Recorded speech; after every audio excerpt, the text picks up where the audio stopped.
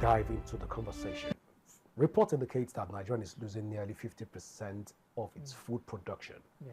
Now, you are more into the agricultural sector. So, from an agroeconomic perspective, help us understand how serious is this development for the country's food security? Okay, this is a very serious case because already over 36 million Nigerians go to bed without food. I'm talking about severe hunger. So in a country where we are battling with food insecurity, it calls for an alarm that this is something that should be of interest not just to the government but to everyone living in the country, and not just to the food players, but like I've said, everyone, to draw attention to this significant issue that we are battling with. So it's a very big problem. I mean, over 36 million Nigerians All right, so battling with severe hunger. So this is not a political witch hunting. No, this is not. It's not a political statement. No. Are we actually losing food in the country? Exactly. One of the reasons we are having this data now more significant is the use of technology. Before now, we've been battling with food loss, especially post-harvest loss. But with technology that can enable us gather data better than before, so it's becoming obvious. So it's not a political statement, and it has nothing to do with political witch hunting of any administration. Oh, so what is the major causes of all of these massive food losses across Nigerian agricultural value chain? Okay, so we're going to look at it from different factors that plays in this particular ecosystem, starting from food storage. Our storage facilities are quite poor. We also look at poor logistic and transportation system. I can tell you that I was in Cross River 2 weeks ago. From Ukom to Boki local government, it ought to be like 1 hour 30 minutes drive perhaps, but we spend over 5 hours on the road because the road is quite bad. So I want you to understand that I'm trying to use that place as one of my examples to protest my point that half of the food produced in that community is lost, does not get to the market. Then again, we'll talk about lack of processing infrastructure, either cottage industries or the bigger firms for manufacturing. Then we also look at access to market. So there's one, logistic as a problem. Another thing again where some other farmers are battling with is access to market. Then again, we also have to look at systems that govern how funding are being distributed. When you talk about loaning system, either from Bank of Agriculture, Bank of Industry, commercial banks, microfinance bank. Again, I want to even talk about microfinance bank. It seems that microfinance banks are also now losing their access from providing micro-lending, microfinancing to this population, and now they're trying to compete with commercial banks. Let me leave that since it's not the conversation for today. But you look at the financial facilities and the systems upon which these farmers can get access to financing, it's quite also very poor. A lot of them are unreached, they're underbanked and unbanked. So that is another factor. It's a very big factor again that plays in this particular ecosystem. Then you now talk about manpower. So why other nations are using machineries to accelerate, to move agriculture to another state? We are still depending largely on manpower. And gradually, as urbanization and technology unfolds gradually, a lot of young people within this rural environment are not ready to reside there again. So we have rural-urban migration that also reduces the workforce in this environment. It's a very big factor that is at play here. Well, so at this point, should Nigerians be afraid, or does this even have any impact on the prices of foodstuff in the market? Exactly. Will this further the implication? Will it also affect the Nigerian GDP and agricultural productivity? Yes. Okay. Should we be afraid? Yes. Even matter of fact, as at 2025, 2026, most farmers now are the primary producers are even afraid to also produce, because if you look at 2023, 2024, the price of food was quite favorable to farmers. and a lot of farmers and even middlemen, the middle players, also invested a whole lot in agriculture. But as at 2025, after the presidential declaration of the border has been open, we have more importation. And then this also tried to, the federal government in their own aspect was trying to solve the issue of food price hike, right? And then we have importation.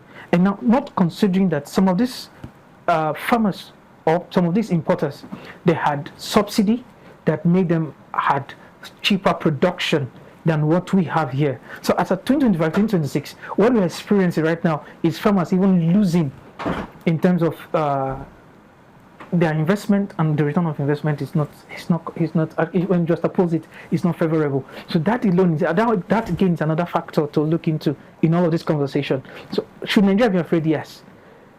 Is there a solution? There's a solution, but not just to depend heavily on importation, but we can also look at some few things, especially when we look at the systems upon which funding and other infrastructures can be implemented. All right, so are Nigeria's existing post-harvest management policies adequate, or do they need urgent reforms, farmers and private sector? We need a whole lot of reforms to overhaul the system. Yes, and this will have to go beyond what I would say paperwork policies.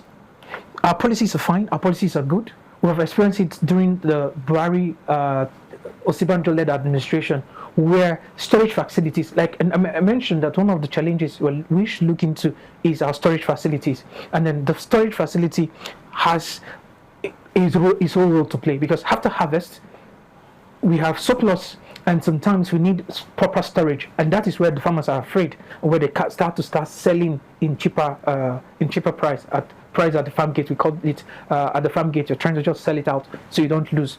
Now, during the Buhari Osinbajo-led administration, we had our storage facilities that were meant to be, they were into concession to private sectors. Now, it was done, paperwork done. Some of these private sectors already started putting funds to take ownership of the storage systems. However, it came to execution, then there was a challenge. So I think beyond reforms now, beyond paper reforms, we should look into execution. And that is where we often get it wrong as a nation. The execution of these reforms. When you go to Minister of Agriculture, for example, you go to the presidency, go and check what is happening. You see that paper-wise, these policies and reforms are perfect.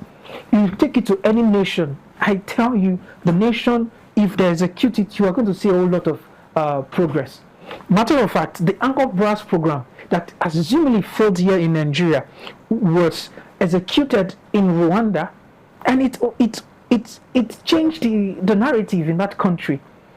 Because I had in conversations with some of the big players in Rwanda Development Bank, and they make me understand that the Agro-Brass program, this program that I'm seeing right now in the country, part of it was borrowed from the Agro-Brass program. Some of their staff were even sent to Nigeria to come and understudy the system, and they were able to execute it and perfect it to what they have locally right now. So if we go beyond reforms, if we go beyond conversations, if we go beyond paperwork, and we start acting, we'll be able to see good results. Interesting. Dr. Abuhson, you've mentioned the fact that poor road network, the fact that inaccessible, the roads are inaccessible, we have poor storage facilities, and also we have a weak supply chain and all of these, and these are factors that are making us to lose some of our food across the agricultural value chain. But then again, prior to this time, we've had all of these things, bad road, poor storage facilities, and a weak supply chain prior to this time. But then, how did we now metamorphose to get to this point where we are hitting 50% food losses? Is this not a deliberate attempt by Nigerian farmers to frustrate President Bola Ahmed Tinubu's administration? All right. So I'll not see it from the I don't want to see it from the political angle dimension. No, because we've had all of this play out, and we've seen it has been there before now. You've said you travel from Ikom to Boki. Yes. Of course, the poor road and the bad road has been there. Yeah. Traveling from perhaps from Biliri to Katingo and other parts of the north, traveling, it has been there. Yeah. How come we are having more food losses right now? All right. So, like I said earlier, we have been having this food crisis, food loss, post-harvest loss over a long period of time. But technology is now making us to see it better. You know, when technology comes in, it helps you leapfrog, like you accelerate faster. So some of the data we couldn't have access to, now we can have access to them, right? These seemingly unreached areas, we are not doing our best to get to those places. Now, when we get there, we see the data, we see what is happening, and then we come back with reports. And this report is not to political winch to anybody, but rather to see how we can create solution that benefits both the farmer and also the nation.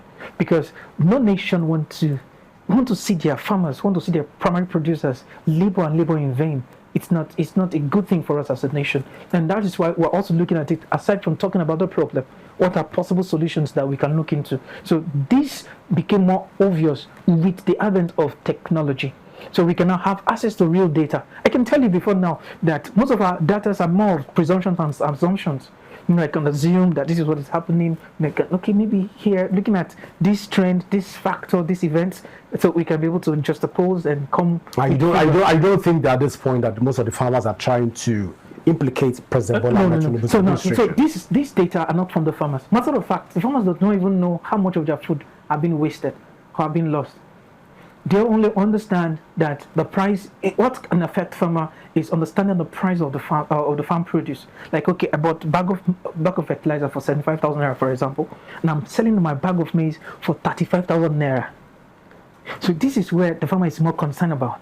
All the economics and the political nomenclature we're trying to name it does not actually affect the farmer. So when we interact with farmers and we're trying to tell them, so this is the interest rate, and you're telling them in percentage, for example, they're not saying, if you give us this loan, how much are we paying you back? Not in percentage. So some of them don't even understand the implications. So it's not the farmer. Now we can now maybe want to argue it with middlemen and all of that. So that can now become an argument which I will not want to take a side. But for me, I will take a side of the nation because I want to see the farmers succeed, and I also want to see our government succeed. And then look at the gaps. Where is our farmers getting it wrong? So we mention it out. And where is our government also not getting it all right?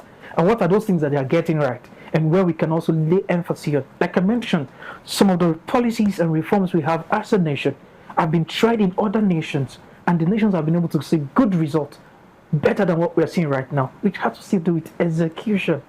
So when data are being collected, instead of us to politicize it, it's rather for us to sit down and look at where are the gaps. So if this amount of funds have been injected into agriculture, we're talking about 1 trillion naira injected into Bank of Agriculture during the recapitalization of the Bank of Agriculture. So let's just start looking at it. Where should this fund go? How do we deploy this money? How should we disburse these funds? Unlike the Anchor Brass program, we can also take a look at some policies or programs we've done before, schemes that have failed. Where did we get it wrong? Where do we get it correctly? Then lay emphasis on that and be able to do something better. Interesting. You've mentioned the fact that country like Rwanda came to Nigeria to understudy the Anchor's Bora program. But in terms of post-harvest losses, when we want to do a comparative analysis across African countries, where can we place Nigeria as it stands right now in terms of the number of food, the post-harvest losses that we have right now? Nigeria is actually taking the lead somehow. And so we lose more food in Nigeria. Now, let me go back to Rwanda, for example. If you look at the transport network, I can tell you from Matimba, that shares border with Uganda, if you take food from Matimba coming to Kigali, for example, you hardly see infrastructure breakdown. Road network, for example, you see the clean road. So it boosts access to market. You see, there was a RAP program, Rural Access Agricultural. It has to do with road program from the federal government, and that was to take note of access road. I think it was some few states that are actually implementing it. States like Niger State, so it plays a role. Then number two, we also talk about electricity. When you do horticulture in Rwanda, for example, you're not afraid of power shortage. So from harvest, there are cooling vans that take it from the point of harvest down to RAB, that is Rwanda Agricultural Export Board. It's from your farm to that board where it's being packaged for export. Then from that board straight to the airport where now it's been shipped out of the country for exportation. You can see the system. Now in Nigeria, some of these things you have to do it by yourself. That you need to create a system that takes your produce from your farm down to the storage facilities where you have exporters want to come and take from you and export. You see, from your farm alone, because there are no cooling vans, for example, from your farm to the storage house, the sun texture has changed the whole thing about your produce. So that alone is a problem. So you can see the recent shortage in power supply. This is a big problem. So this is beyond, it's not just a political, like I said, it's not a political statement, but this is a statement of fact. Our storage facility is poor. Our power supply is poor. Road infrastructure, not too good, So these are actual problems. Then again, I mentioned about cottage industries. So cottage industries, in essence, was to help us transform or process this produce from their primary state to maybe primary or secondary processing phase. So it will now reduce a whole level of harvest loss, post-harvest loss. So let's talk to farmers right now. Of course, you've said that farmers don't understand. Most Nigerian farmers, especially in rural communities, don't understand percentage. We like talking in practical terms. How much is my money? How much will I make? If I do this, what's my profit? If I do this, what's my profit? So let's talk in that regard right now. We've talked about the fact that we are already having post-harvest loss in the country. But if we want to quantify it in terms of monetary value, how much are we looking at right now that we are losing as a country? Over 1 trillion naira. In a month, in a year, annually. Or annually? Yes. And that's no good. For a country that is suffering food crisis, that is bad. Now compare with the budget. What is the budget of agriculture? Now why are we losing 1 trillion over 1 trillion naira? All right. Again, like I said, in 2015 down to 2023, Tinubu, Buhari, Osibanjo's led administration, over $6 billion was meant to be for the consumption of those storage facilities. And again, this was to reduce the post-harvest loss when it comes to even grains. But at the end of the day, it was only one company. I'm talking about companies like Flour Mill of Nigeria, Koscharis, and the rest, who came in to bid for that particular facility. It was only one company that was said to meet up to standard, or that has the capacity to be able to do their job properly. So it's not good. It's not good for us as a nation. Again, when we now come back, I think we need to see that we pay attention to extension services in Nigeria. So the extension services, these are trained agronomists that can help our farmers understand the process, handling organic farming, handling properly. When it comes to also pesticides and the use of pesticides and insecticides on their farm produce. So when you're trying to do storage, you're not trying to also kill people. So apart from food crisis, what we need to talk about food safety. That is another angle of this food loss we're talking about. Some of them are not even safe for food to eat, to consume. So after production, after storage, then humans can't even eat those food because of the excess use of pesticides and herbicides. So this also, we need to discuss about it, among with farmers. So you've said a lot of things today. Yes, sir. So let's even try to look at this conversation right now. Yeah. Of course, we've mentioned the Ministry of Agriculture. Exactly. They have fantastic blueprints in terms of how to drive the agricultural value chain in Nigeria. Yeah. But the average man in the rural community is still trying to understand some of the blueprints. Of course, you've mentioned technology to track down some of these losses, which has helped so far for us to understand what is going on. Exactly. But let's move away from all of this. The farmer's input in all of this put together technology and the agricultural sector will bring the farmer in the middle of all of this.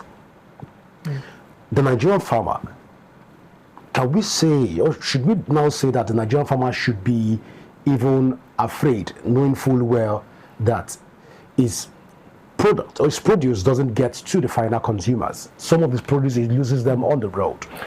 Yeah. So the fear has been there. So it's not a new fear. And nothing can be done. So what I'm asking that to ask, can't we begin to talk about agricultural sector building up some form of tracking technologies and educating the farmers on how to even utilize some of these technologies in order for us to have even also mitigate the risk that comes with post-harvest losses? Yeah. So I will still go back to one of the ways we can mitigate this post-harvest loss has to do with cottage industries.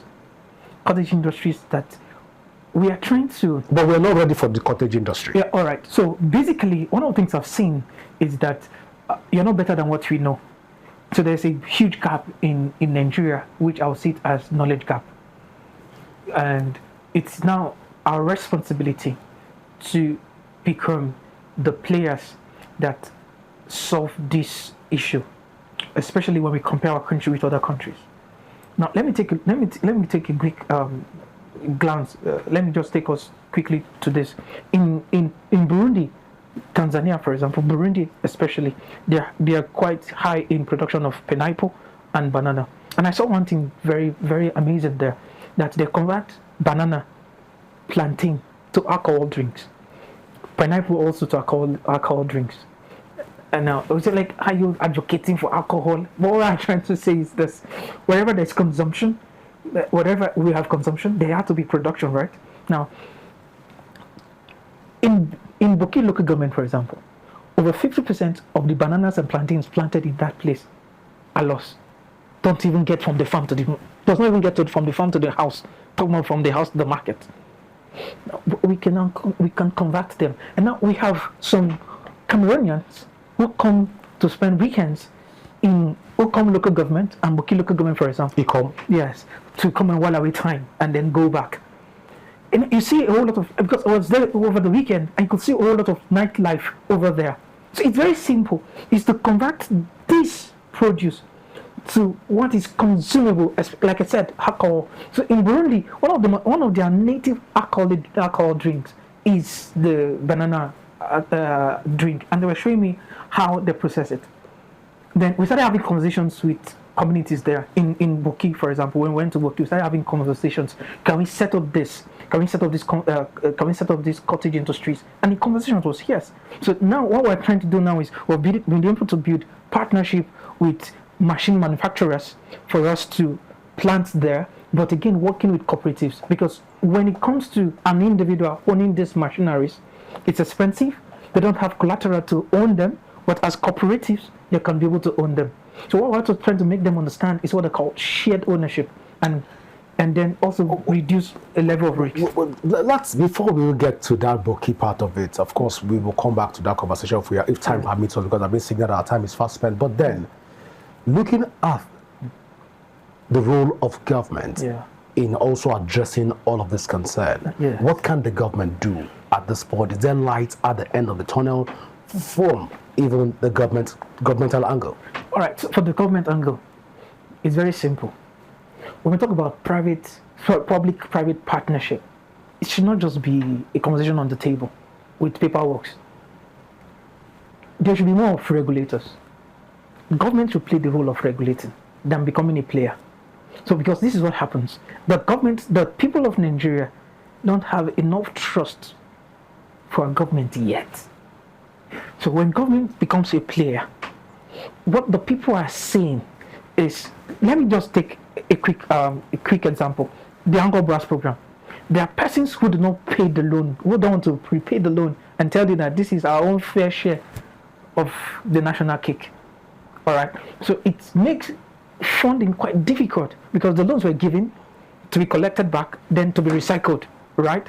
So if government becomes more of regulators, bring in private bodies to become the players and regulate them to make sure that what is asked to be done is being done, we're going to see more results. That is one from the government angle. Then number two, another part is government should do the things that are necessary. What are the things that are necessary?